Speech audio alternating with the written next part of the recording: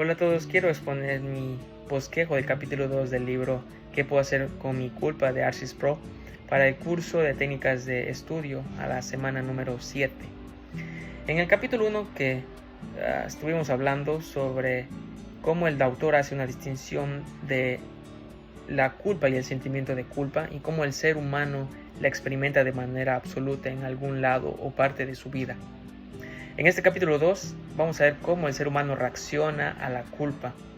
De 3 maneras dice el autor: negando la culpa, justificándola y esperando un indulto final de parte de Dios. El autor comienza con una experiencia infantil donde le lleva a experimentar el castigo por el quebrantamiento de las leyes en su escuela. Y seguidamente él dice que una sociedad va a responder ante la culpa de una manera diferente que la hace con Dios. Por ejemplo, negándola. Algunas personas dicen no creer en Dios, y eso no significa que Dios no exista o se vaya. En segundo lugar, niegan su ley. Algunos dicen no haber leído su Biblia, y por lo que les da el derecho a evadir la ley de Dios escrita.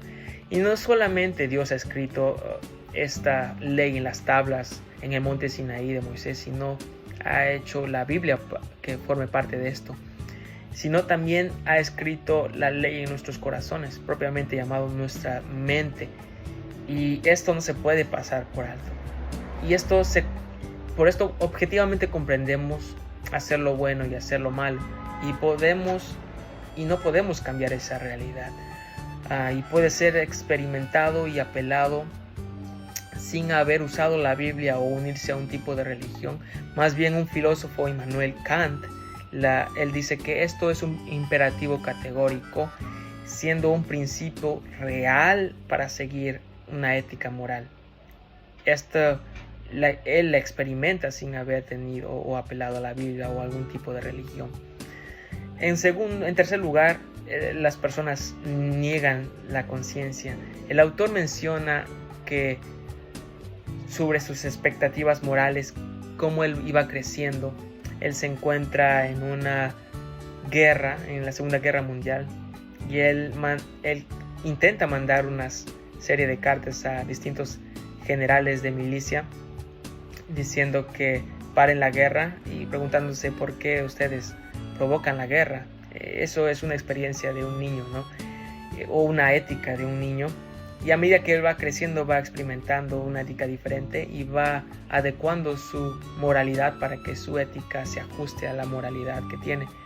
Y él la llama como la teología de Grillo, como una vocecita, ¿no? Que le está hablando, y cada vez su moralidad tiene que bajar las expectativas.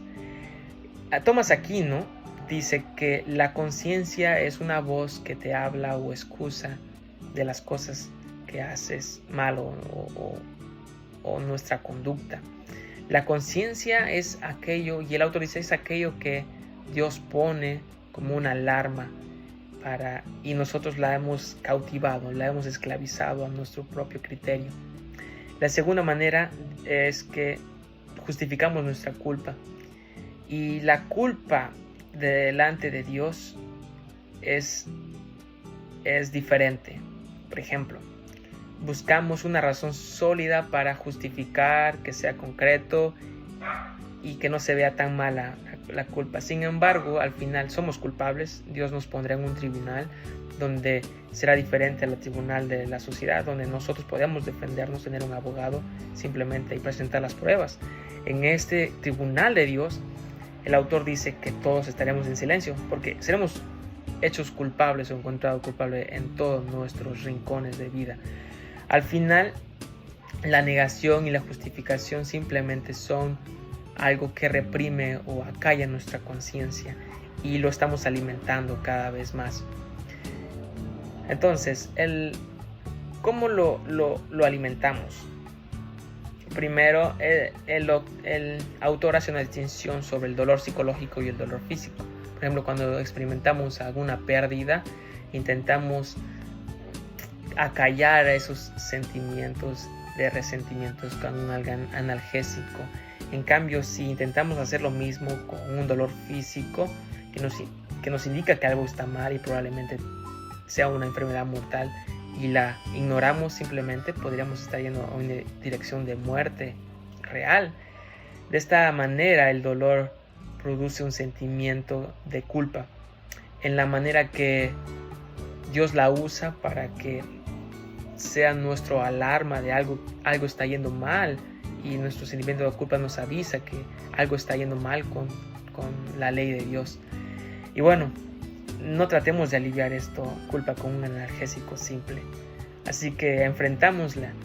Algunas personas, y en tercer lugar, algunas personas cuentan con un indulto final a la hora de hacer su criterio frente a la culpa.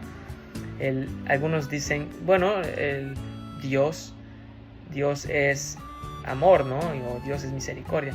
Lo que pasa aquí es que el ser humano no comprende cómo es el juicio del hombre y el juicio de Dios. Por ejemplo, el juicio humano es que más bien la ley humana tiene disposiciones, por no decir cláusulas, que protegen al culpable en sus delitos para restituirlos mediante fianzas, reparaciones civiles o castigos impuestos en prisiones. La ley de Dios es diferente. No podemos reparar nuestro delito cometido contra un Dios que es grandísimamente santo, y no podemos, por más tiempo que compremos o pongamos, no lo podemos pagar. Y algunos apelan a la ley de amor. Este grupo dice que Dios es todo amor y Dios todo misericordia, así que bajarán a Dios a sus expectativas.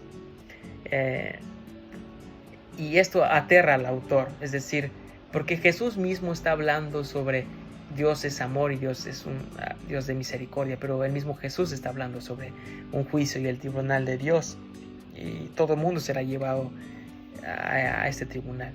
En conclusión, tenemos una culpa real delante de Dios, y el autor dice: nada podemos hacer negándola, justificándola, o hacer pagos de fianza, mucho menos esperar un indulto final de parte de Dios que nos absuelva de esta culpa.